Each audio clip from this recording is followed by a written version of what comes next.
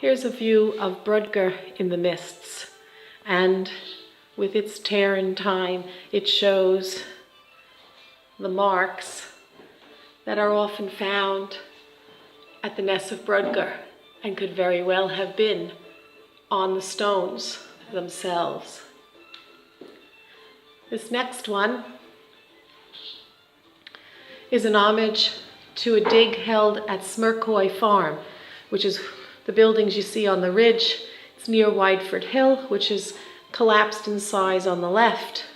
And underneath the field below was what I think could end up being the oldest living community in Orkney. I'm not quite sure of the new data on that.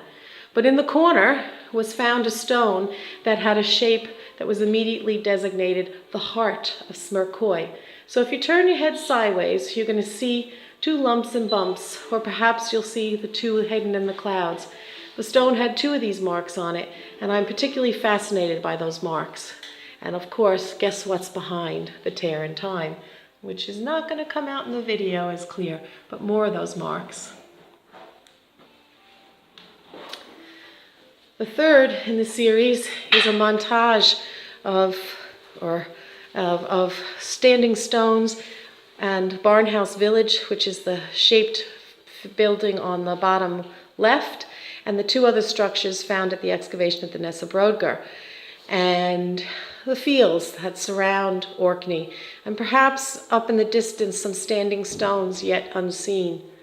Now, in this particular tear in time, the attempt is to show Maze How, which is part of this entire complex, but also to highlight what you look to see like the letter M, which is a very beautiful right-angled piece of stonework and structure one uncovered at the excavation.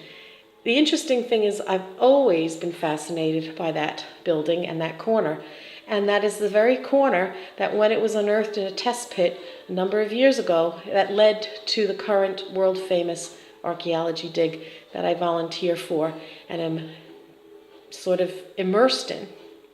And of course, the final one, the one that's not finished, hints at what's to come. Those walls will become more aligned to seeing beautiful stone structures inside structure 12. The triangles come from a triangular stone that was unearthed in 2013.